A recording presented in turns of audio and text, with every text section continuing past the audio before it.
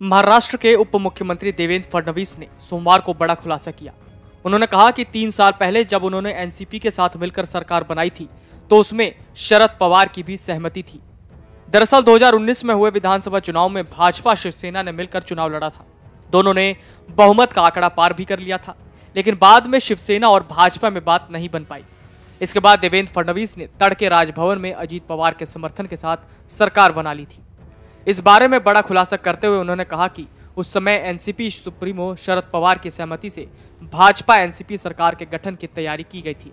इसके बाद राज्यपाल भगत सिंह कोश्यारी ने तड़के मुख्यमंत्री के रूप में देवेंद्र फडणवीस और उप मुख्यमंत्री के रूप में अजीत पवार को शपथ दिलाई। हालांकि सरकार सिर्फ 48 घंटे में ही गिर गई। एक कार्यक्रम में उप मुख्यमंत्री देवेंद्र फडणवीस ने कहा कि मेरे साथ 2 बार विश्वासघात हुआ। पहला उद्धव ठाकरे ने किया, उनके साथ हमने मिलकर चुनाव लड़ा। चुनाव प्रचार में पीएम नरेंद्र मोदी ने कहा था कि मुख्यमंत्री देवेंद्र फडणवीस होंगे, तब वो ताली बजा रहे थे। चुनाव नतीजे सामने आने पर जब उन्हें संख्या देखी और उन्हें लगा कि अपना मुख्यमंत्री हो सकता है, उसके बाद उन्होंने मेरा फोन तक नहीं उठाया, मुझसे चर्चा तक नहीं की। मुख्यमंत्री पद की कुर्सी उन्हें इतनी प्यारी थी कि वो राष्ट्रवादी कांग्रेस और कांग्रेस के साथ चले गए। फडणवीस ने कहा कि दूसरा विश्वासघात एनसीपी ने किया। हालांकि इसके लिए मैं उन्हें कम दोषी मानता हूं। हमें एनसीपी से ऑफर आया कि हम एक स्थिर सरकार के लिए मिलकर सरकार बनाना चाहते हैं। ऐसे में हमने उनसे चर्चा की। उस वक्त शरद पवार के साथ ही बातचीत हुई।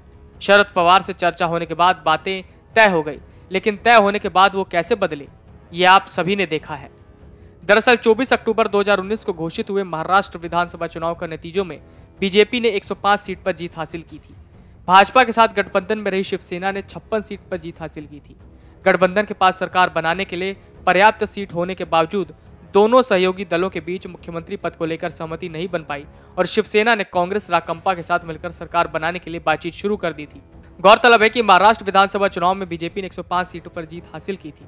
कोई नतीजा न निकलने पर केंद्र ने 12 नवंबर को महाराष्ट्र में राष्ट्रपति शासन लगा दिया था। शिवसेना, कांग्रेस और एनसीपी ने गठबंधन बनाने के लिए बातचीत जारी रखी और बाद में शरद पवार ने घोषणा की कि उद्धव ठाकरे को सर्वसम्मति से नई सरकार का नेतृत्व करने के लिए चुना गया है। इसी बीच 23 नवंबर को सुबह सुबह फडणवीस और अजीत पवार का शपथ ग्रहण समारोह एक आश्चर्य के रूप में सामने आया। तत्कालीन राज्यपाल भगत सिंह कोश्यारी ने देवेंद्र फडणवीस को मुख्यमंत्री और अजीत पवार को उप मुख्यमंत्री के रूप में शपथ दिलाई। यह सरकार 3 दिनों तक चली, जिसके बाद अजीत पवार वापस लौट गए थे। फिर एनडीए का गठन हुआ और उद्धव ठाकरे ने मुख्यमंत्री के रूप में शपथ ली थी। Video desk अमरउजाला.com।